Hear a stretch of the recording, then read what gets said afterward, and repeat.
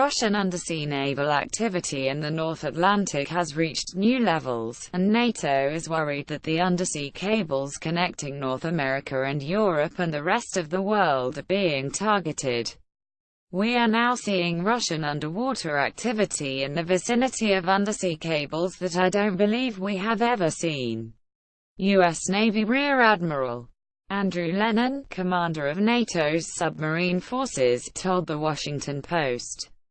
Russia is clearly taking an interest in NATO and NATO nations' undersea infrastructure.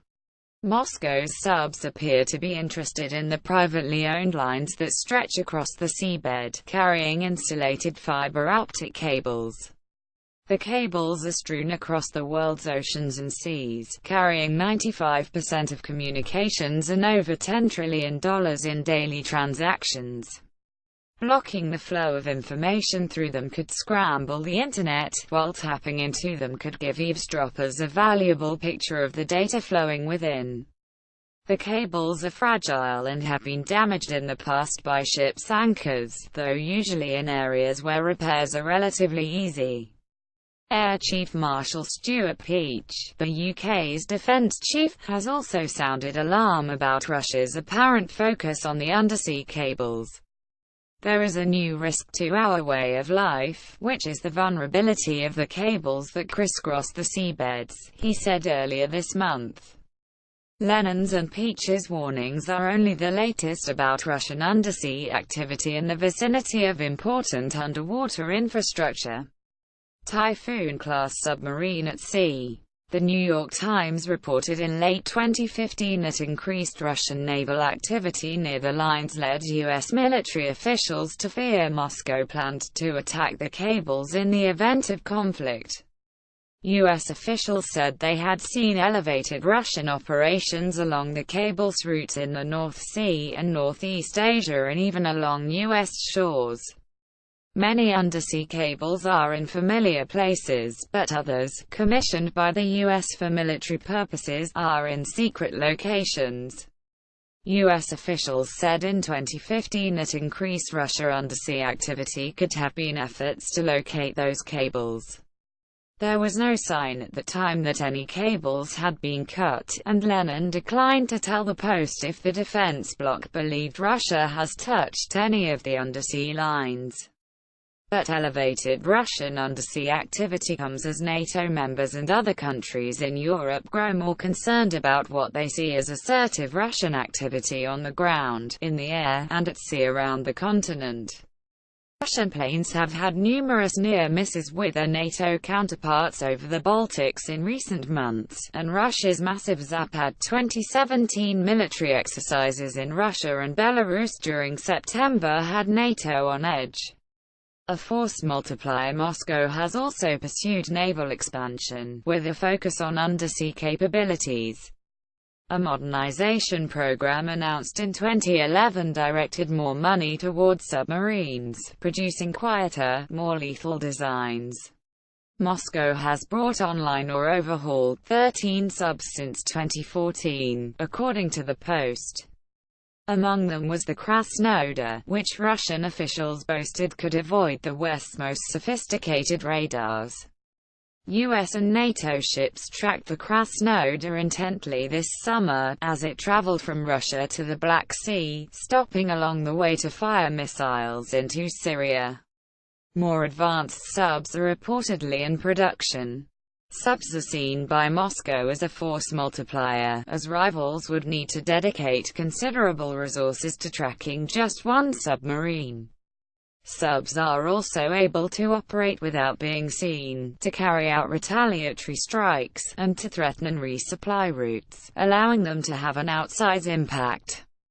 Russia now fields 60 full-size subs, while the US has 66, according to the Post.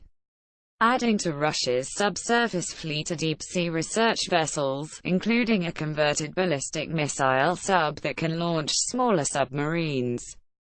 We know that these auxiliary submarines are designed to work on the ocean floor, and they're transported by the mothership, and we believe they may be equipped to manipulate objects on the ocean floor. Lennon told the Post. Russian officials have also touted their fleet's increased operations. In March 2017, ADM Vladimir Korolev, commander of the Russian Navy, said the Russian Navy in 2016 reached the same level as before the post-Soviet period, in terms of running hours. This is more than 3,000 days at sea for the Russian submarine fleet, Korolev added. This is an excellent sign. Those ships are vulnerable to undersea threats. Western countries have also pursued their own build-up in response. While U.S. plans call for curtailing production of Virginia-class attack subs when Columbia-class missile subs begin production in the early 2020s, a recent study found that the Navy and industry can produce 2 Virginia-class subs and 1 Columbia-class sub a year, averting what Navy officials have described as an expected submarine shortfall in the mid-2020s and keeping the fleet ahead of near-peer rivals like Russia and China. The U.S. is looking to sensors, sonar, weapons control, quieting technologies, undersea drones, and communications systems to help its subs maintain their edge. Government auditors have said the Columbia-class subs will need more testing and development to avoid delays and cost overruns down the line. However, elsewhere in NATO, Norway and Germany, the latter of which does not currently have any operational subs, recently agreed on a deal to build 2 submarines for each country. The response extends to tactics as well. US and NATO personnel have dedicated more time to anti-submarine warfare training and operations. Transponder data shows that the U.S. Navy has in recent months flown numerous sorties over areas where Russian subs operate, according to the Post.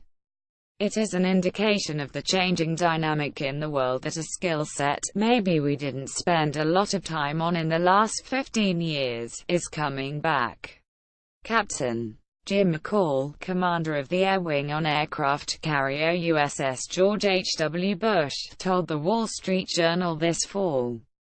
As the number of sub-hunting ships that can patrol the North Atlantic, Baltic, and Mediterranean has fallen since the Cold War, NATO members are working to deploy more air and sea assets.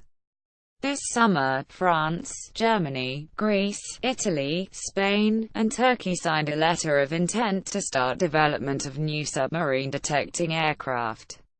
The number of frigates, typically used for anti-submarine warfare, in use by NATO allies has fallen from about 100 in the early 1990s to about 50 today, prompting the U.S. to rush to field more in the coming years. Attention has also returned to the North Atlantic choke point between Greenland, Iceland, and the UK. The GI-UK gap was a crucial element of Cold War naval defences, and US anti-submarine planes were based in Iceland for decades before leaving in 2006. The U.S. Navy has been upgrading hangars in Iceland to accommodate new P-8A Poseidon aircraft, however, and the Pentagon has said the U.S. and Iceland have agreed to increase rotations of the U.S. surveillance planes there next year. As the Russian Navy seeks to reverse the contraction it experienced after the Cold War, NATO too is looking to expand its commands after shrinking in the years since the fall of the Soviet Union. A recent NATO internal report found that the alliance's rapid responsibilities had atrophied since the end of the Cold War, and recommended setting up 2 new commands to streamline supply efforts. One, based on the continent, would oversee the movement of personnel and material in Europe, and the other, potentially based in the US, would oversee transatlantic resupply efforts and the defense of sea lanes. If you want to transport a lot of stuff, you have to do that by ship, Lennon, NATO's submarine commander, told the Journal this fall. And those ships are vulnerable to undersea threats. Plans for the new commands were approved in early November. More details are expected in February, though current plans include embedding the NATO North Atlantic Command with U.S. Fleet Forces Command in Norfolk, Virginia. We are a transatlantic alliance, and we must therefore be in a position to transport troops and equipment over the Atlantic, NATO Secretary-General Jens Stoltenberg said recently. For that we need secure and open seaways. More from Business Insider.